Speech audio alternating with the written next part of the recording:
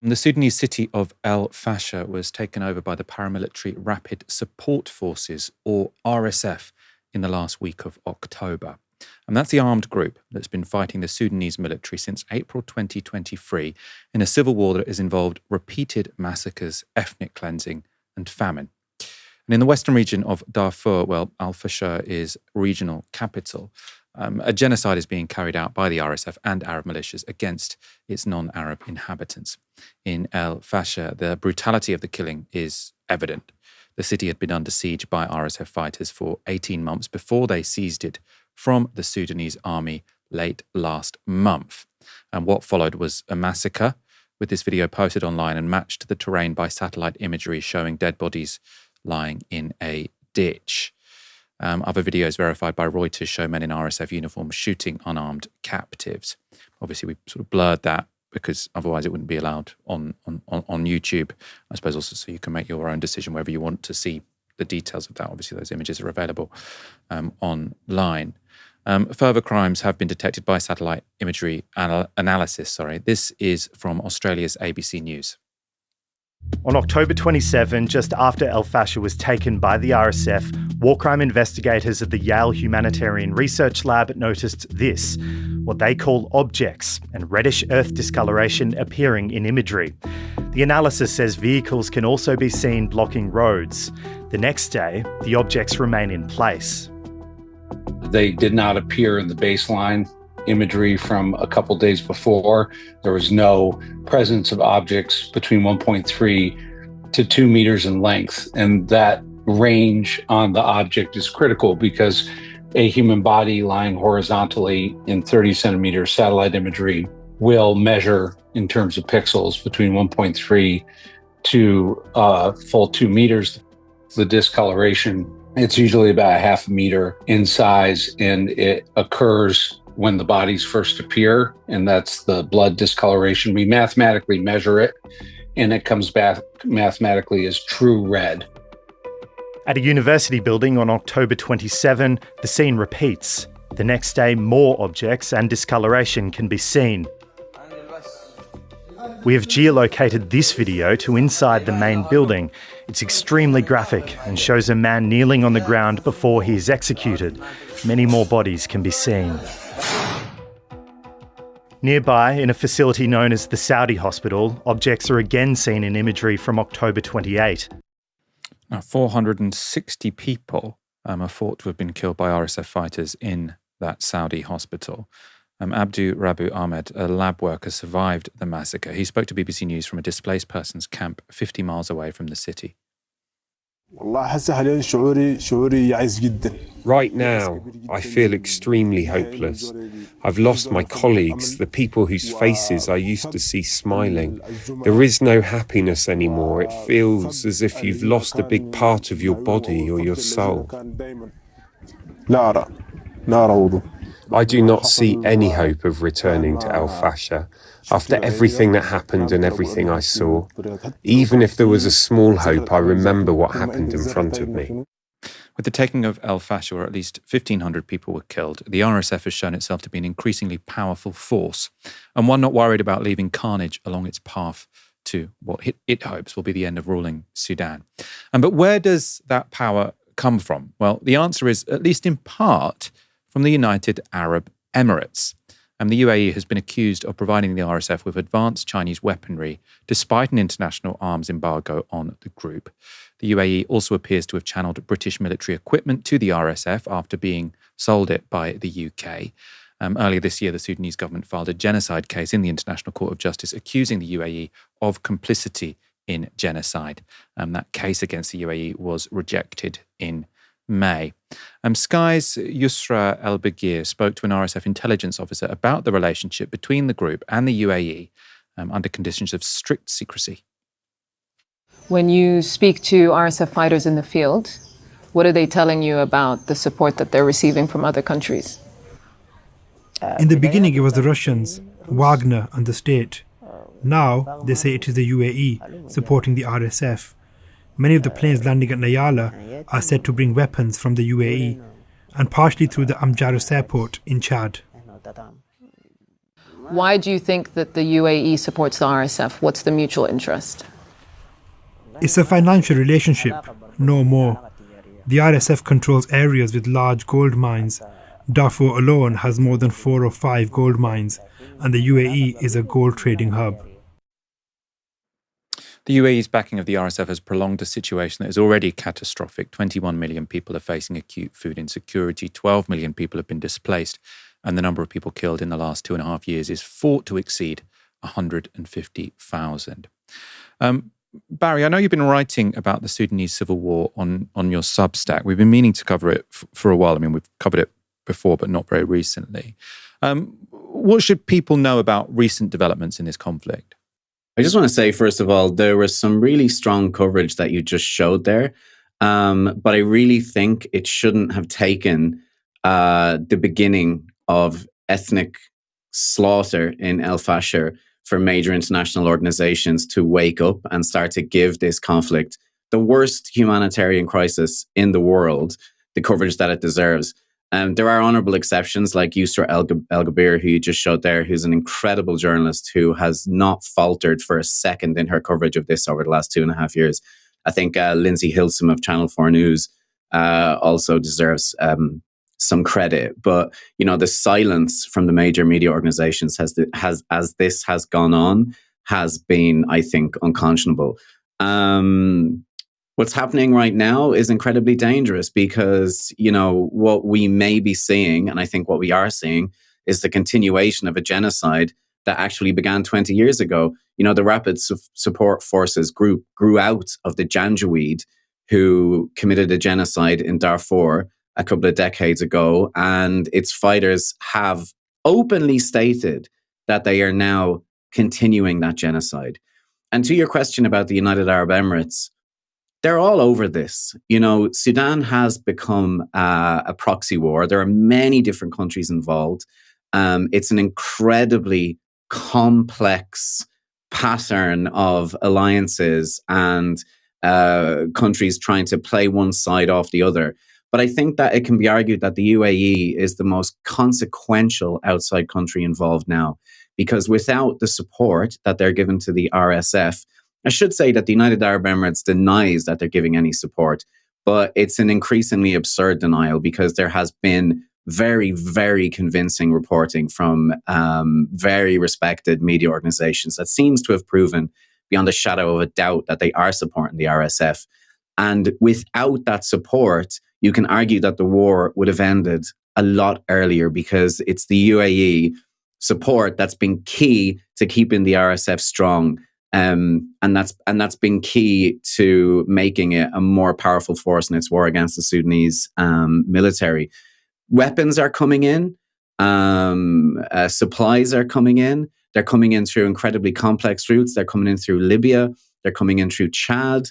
They're even coming from a port in Somaliland, where they are then being flown into Sudan, again in huge numbers. The thing about what's happening in El Fasher as well now is that it's been predicted. It's been predicted for more than 18 months since the RSF laid siege to the city, a brutal siege in which they built sort of sand berms around so that people couldn't get out. They constantly threw mortars at the city. They used drones to attack the city. They didn't let aid or food into the city, so people, were struggling with acute malnutrition. It was really, really a brutal 18 months for the people of that city. And everybody knew, Sudanese journalists, Sudanese analysts, the Sudanese people screamed for 18 months that when the RSF got into El Fasher, it was going to start slaughtering civilians. And that's exactly what we've seen. And we don't seem to have seen much pressure on the UAE over that last 18 months. And really the only country who could have stopped what we're seeing happen now is the UAE. I don't see any other way that the RSF would have been stopped from doing what it is now doing in that city. And in terms of why the UAE is involved, I think that's also a really sort of important question to address. And, it's partly sort of for reasons of gaining influence in the region. The UAE has become an increasingly powerful player in several countries on the African continent. It's been involved in Somalia. It's been involved in Libya. It's been involved in Egypt, in Chad, in Tunisia. It's becoming this sort of quiet background diplomatic power with a real hunger for influence, but also there's a massive monetary driver to this as well, which is that Sudan is awash with gold. And there is convincing evidence that the UAE is already shipping gold out of Sudan. There was one report that suggested that the gold trade might be bigger now than it was in peacetime. And I read one statistic earlier on today that said that between 2012 and 2022, 2,500 tons of undeclared gold from the African continent worth $115 billion was taken out to the UAE. We're talking massive, massive sums of money. And then there are other financial imperatives too. The UAE imports the overwhelming majority of its food, I think 95, 97%. And they have investments in agricultural land in Sudan. There's also Arabic gum, which is a mineral that they're very, very interested in. I remember, as far back as kind of 2010, 2011, I was living and reporting from Ethiopia, and they were buying up lots of agricultural land in Ethiopia as well. And, local people were being forced off that land and displaced by these massive projects that were financed by the Emiratis and some other Gulf countries. So, look, they're all over it. Right now, you can say that they're directly implicated in a developing genocide. And for 2.5 years, the world, and I think important to say, UAE's allies in the West have kind of looked away. I suppose, so as far as I understand, the background is that Sudan had been ruled for about 30 years by an Islamist dictator called Bashir, who was overthrown in 2019. Al-Bashir had previously used the Janjaweed as sort of his shock troops in a previous civil war. They become the RSF. And then when Bashir stands down, you have sort of a power sharing agreement between the official Sudanese army and the RSF. And the reason this sort of civil war is happening now is because there was a power struggle between these two groups. And my understanding was that, this is not an ethnic conflict between these two groups. It's not an ideological conflict between these two groups. It's just sort of two sort of organizations or two factions that want power over the state, maybe so that they can sort of distribute the spoils of the gold or whatever. And I suppose what I'm struggling to make sense of is why for the UAE is it so worth backing one of them over the other? Because presumably the UAE could sign a deal for the gold mines with whoever takes power. Why do they need the RSF to win as opposed to the Sudanese army for them to get their hands on these gold reserves? I mean, can you make sense of that for me? I think they actually have had the UAE has exported gold in the past that's been from mines that have been controlled by the Sudanese armed forces, not the RSF. So they have done business with the Sudanese armed forces before, but most of the gold is in areas controlled by the RSF and in areas that are traditionally controlled by elements of the RSF. So yeah, most of the gold is there, and the RSF under Mohammed Hamdan Dagalo, who's known as Hemedti, he's actually, he's running a massive business there, and the RSF is a militia, but it's also something of a conglomerate, and so I just think that they can get more gold from dealing with the RSF than they could get from dealing with the Sudanese armed forces. And also, it's looking increasingly likely that the RSF is going to end up in control of the Darfur region, where most of the gold is. And, we could be looking at a situation, especially now that the RSF has taken El Fasher, which was the last stronghold of the Sudanese military in Darfur, a split country. They've already declared some kind of a government in Darfur, some kind of a competing government. I don't know if we will end up looking at a sort of a Libya-like situation where for years there have been two competing governments. The UAE is also involved in supporting one of those governments, I should say. And then there are also sort of supply routes from the regions that the RSF controls to the Red Sea. And the UAE is very keen on gaining more ports around the Red Sea region. So I think there are several sort of motivations for them to be involved with the RSF now in wartime more than they could get from waiting for peacetime and choosing a side. Yeah, and I suppose that brings me to my next question, which is, I understand why everyone said, this hasn't been given enough attention. But there's also the question of what does international attention do? So I suppose most obviously there could be pressure put on the UAE to stop exporting arms which are being used in a genocide. That seems sort of plausible that pressure would make a difference, and more media coverage would increase that pressure. So I get that. I suppose the civil war, though, will still remain, won't it? And I mean, I don't know if this is a sort of overly sort of brutal realist way of looking at it, but to some degree, with a civil war, you just want one side to win. Like, the worst thing that can possibly happen is for there to be two sides which are sort of equally armed, and then the civil war just goes on forever. What are we looking at here in terms of what the international, I mean, I don't like using the phrase international community, but what international actors should be aiming for here? Is it just sort of stop the arms going in? Is it sort of help negotiate some kind of peace? Should the West pick the government which is sort of to some extent recognized, which is the Sudanese army, the official Sudanese army, and help them defeat the RSF? I mean, what's the end game here? I mean, obviously it's a difficult question to ask during a civil war. What's the end game? But sort of how should we be thinking about this? Yeah, when I've written about it in Proximities, I've usually come to the conclusion that it's really hard to see any end in sight. There have been several attempts at peace talks between the two, but they've always gone nowhere and fallen apart really, really quickly. Look, we know that with international powers, international Western powers, that they will only intervene when they see that it's in their own interests. I do think that the media coverage in the last, 2-3 weeks has applied extra pressure. And you can see that the RSF has said that it is open to negotiating some kind of a truce or some kind of a temporary truce. And I don't think that they would have said that if it wasn't for that media pressure and the fact that we started to see the UAE get blamed and embarrassed in the international media.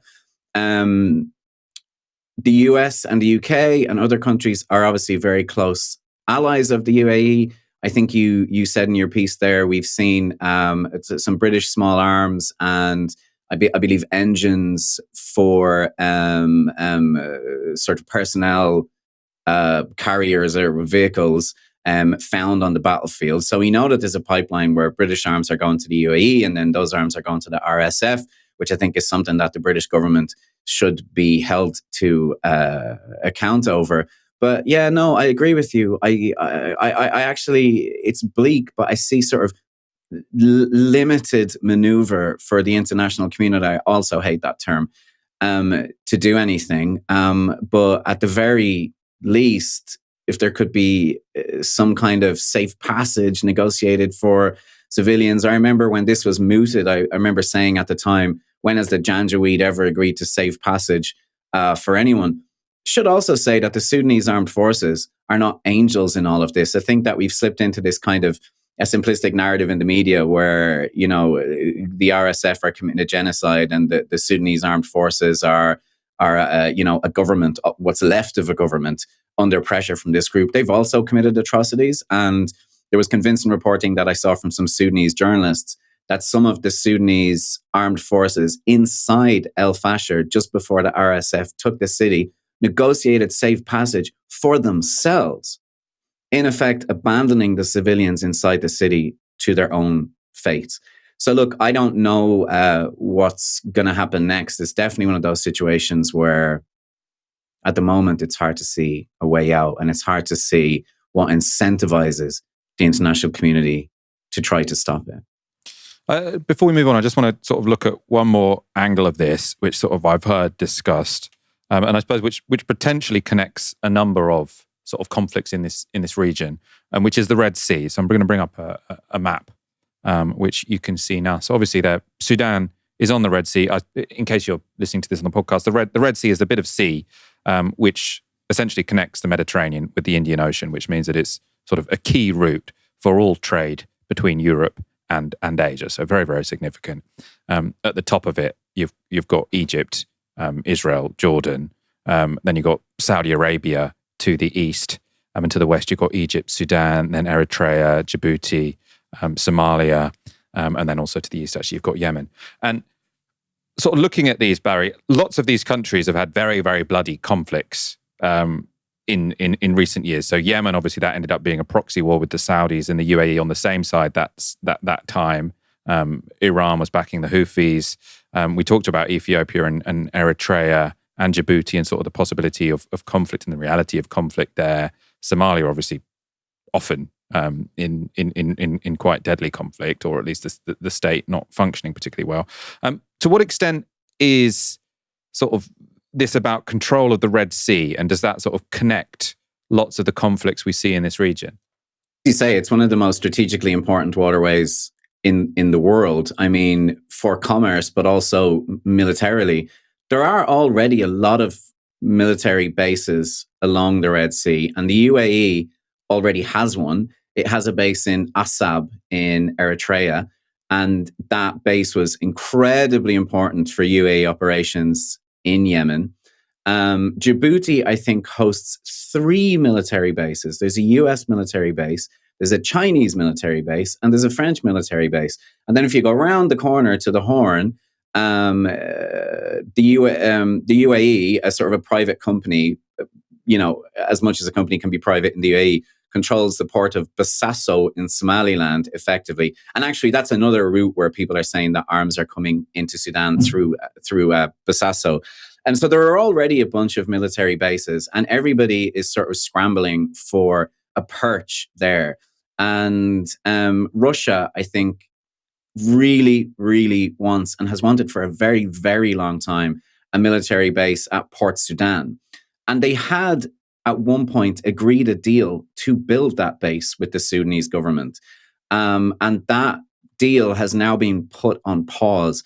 And, of all the powers involved in the conflict, Russia has kind of been playing both sides off each other because, for a long time, Wagner was already involved in Sudan, and they were close to the RSF and were also engaging in gold deals with the RSF. But then Russia has also stayed kind of close to the Sudanese armed forces. And I think that partly removing that deal or pausing that deal is the Sudanese armed forces' way of keeping some leverage in the pocket for Russia. Saying that if Russia continues to support them, if Russia turns its back on the RSF, then they're dangling that prospect of a military base in Port Sudan, which Putin has wanted for a really, really long time. And so, strategically, the Red Sea is incredibly important. And whether the Sudanese armed forces controls it or whether the RSF controls it, for either of them, it's such an incredible cherry to offer to foreign backers.